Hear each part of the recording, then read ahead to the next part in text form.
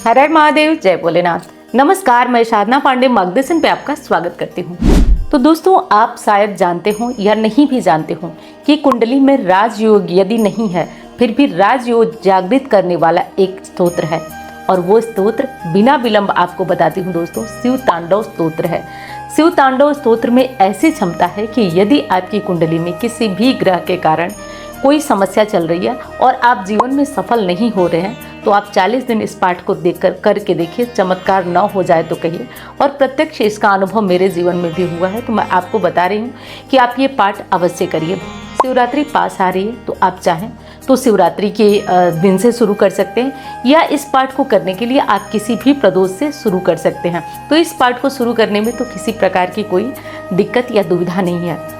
दोस्तों, रावण ने स्वयं कहा है, वो मैं आपको बताती हूँ कि जो इस पाठ को करता है उसके घर में अखंड लक्ष्मी की प्राप्ति होती है। मैं बताती हूँ आपको। रावण ने स्वयं कहा है कि पूजावसान समय 10 वक्त गीते यश शंभु पूजने पठती प्रदोषे तस्य स्थिरा रस गजेंद्र तुरंग युक्ता लक्ष्मी सदैव सुमुखी प्रददासी प्रदोषे। यानी उस व्यक्ति के सन्मुख लक्ष्मी स्वयं आती हैं जो प्रदोष काल में इस पाठ को करता है। तो इसमें किसी प्रकार की दुविधा और दो राय नहीं करना है आपको।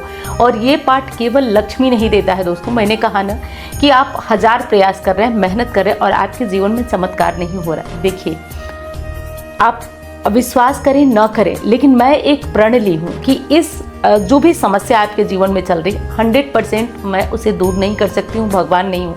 लेकिन जो लोग भी विश्वास करके यहाँ आए हैं, मैं एक एक छोटे छोटे उपाय बनाकर आपके जीवन में खुशहाली लाने का पूरा प्रयास करती हूँ। और विश्वास से बताती हूँ, जो 4-6 महीने भी चैनल के साथ जुड़कर रहेगा, उसे अच्छे से देखेगा, 100% उसके जीवन में परिवर्तन होगा। लेकिन आप किसी चीज़ से घबराइए मत, घबराइए नहीं। ये जो पाठ है थोड़ा छंदात्मक है, तो इसको पढ़ने में थोड़ी सी दिक्कत आती है। अब बहुत लोग कहेंगे, वैसे तो देखिए पूरा फ़ायदा ये तभी करता है जब मूल रूप में इसको पढ़ा जाए, छंद स्वरूप में इसको पढ़ा जाए। लेकिन मैं जानती हूँ बहुत लोगों को कठिनाई आएगी। चलिए, हिंदी भी जा कर के आप पढ़ सकते हैं इस पाठ को, हिंदी में भी पढ़िए। लेकिन मैं कोशिश कराऊँगी आपको कि आप संस्कृत ही इस पाठ को करिए। तो ये बात समझ लीजिए, और 100% ये देता है, जैसा कहता है वैसा देता है। क्योंकि देखिए, एक छोटी सी कथा आपको साथ में सुना देती हूँ। कैलाश पर्वत पर कुमार कार्तिकेय का कोई जिसको हम आजकल की बोलचाल की भाषा में फंक्शन बोलते हैं, प्रोग्राम बोलते हैं, तो वैसे ही चल रहा था। और रावण जो था वो आया और मारे क्रोध के वो सोचा कि पूरे कैलाश पर्वत को ही उठाकर मैं घुमा दूंगा। और जैसे ही वो कैलाश को नीचे से उठाया, महादेव को एहसास हो गया, उनको पता चल गया, त्रिकालदर्शी थे, उनको पता चला कि ये जो है पर्वत को हिलाने की कोशिश कर रहा है। यानी कि सीधे भगवत्ता को चैलेंज देने की कोशिश कर रहा था कि हे प्रभु, मैं आपसे बड़ा हूँ। हालांकि उससे बड़ा कोई शिव भक्त न हुआ है न होगा, रावण से बड़ा कोई शिव भक्त हुआ है न होगा, ये सच है। लेकिन राक्षसी प्रवृत्ति होने के कारण उसमें अहंकार भी बहुत ज़्यादा था। तो प्रयास किया कि उसे हिला दें। अब महादेव को तो ये पता चल गया, त्रिकालदर्शी थे, उन्होंने एक अंगूठे से उस पर्वत को दबा दिया, पैर के अंगूठे से। अब जब दबाया तो वो रावण चित्कारने लगा, कराहने लगा, और कराहते हुए वो इस छंद की, इस स्तुति की, जिसकी बात मैं आज कर रही हूँ, शिव तांडव स्तोत्र की रचना की। शिव तांडव स्तोत्र अपने आप में जब आप इसका पाठ करेंगे ना, आपके अंदर एक अद्भुत ऊर्जा, एक अद्भुत क्षमता जागृत होगी। आप इस पाठ को जब करेंगे, आपको लगेगा कि जीवन में कुछ तो चमत्कार हो रहा है, कुछ बदलाव हो रहा है।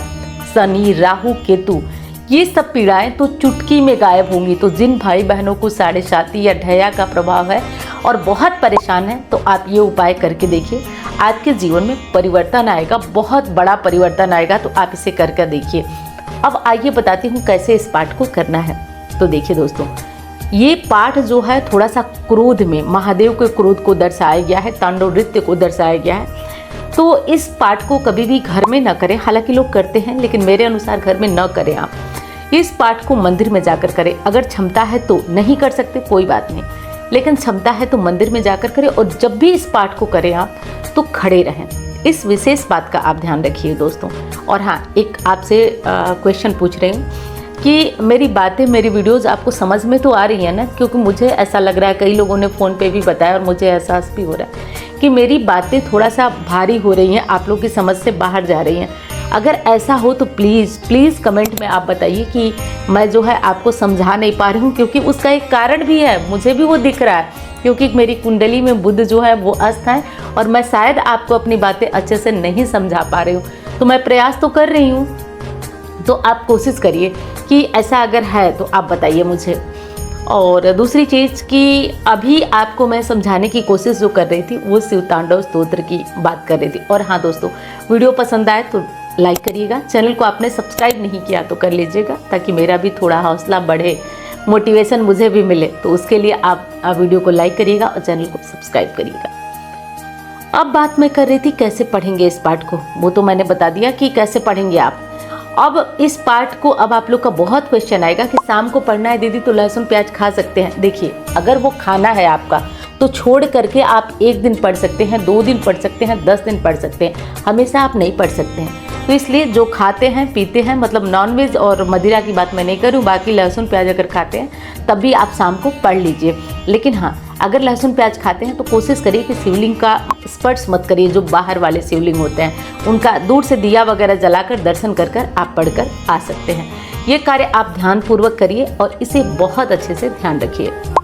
और शिवतांडव स्तोत्र पढ़ते टाइम दोस्तों एक और चीज़ होती है, आपके अंदर एक अद्भुत ऊर्जा आती है।